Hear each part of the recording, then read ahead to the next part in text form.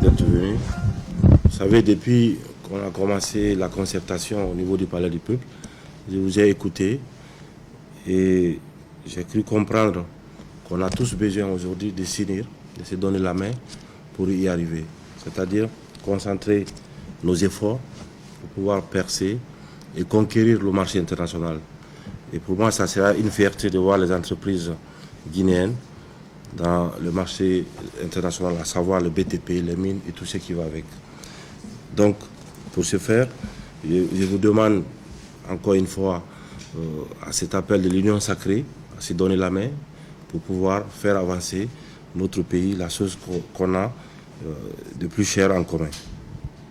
Et parce que je crois aussi que le patronat est pourvoyeur d'emplois pour la population et que vous êtes assez outillés, vous avez assez d'expérience pour pouvoir conduire cet outil-là à bon port. Donc il faut pour ce faire la confiance à notre pays, la confiance bien sûr à nos tests pour pouvoir aller avec ça. Donc je pense qu'il faut que le patronat aussi y participe pour l'employabilité de la population et aussi que le patronat guinéen soit un patronat fort à l'image des grands patronats du monde entier.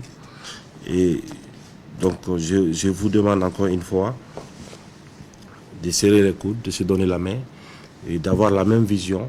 Et ce que j'aime dire souvent, c'est que on peut être riche, mais si on n'a pas de vision, on ne peut pas évoluer. C'est-à-dire que la richesse ne peut pas amener la vision. Mais quand on a une vision, on peut devenir très riche.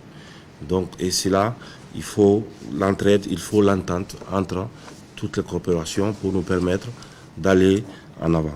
Et je vous félicite d'avoir la grandeur de se comprendre et de créer un outil qui pourra être vraiment utile pour nos enfants et nos petits-enfants.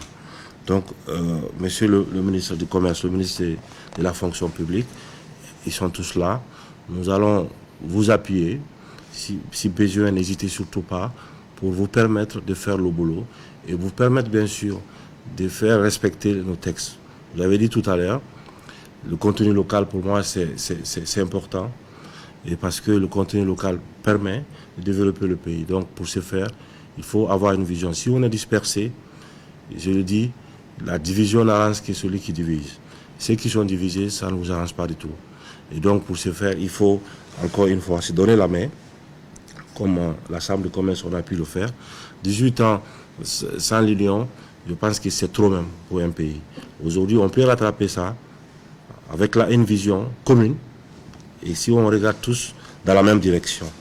Donc, encore une fois, monsieur le ministre, au besoin, n'hésitez surtout pas, venez pour qu'on puisse trouver des solutions à nos problèmes et faire avancer les choses.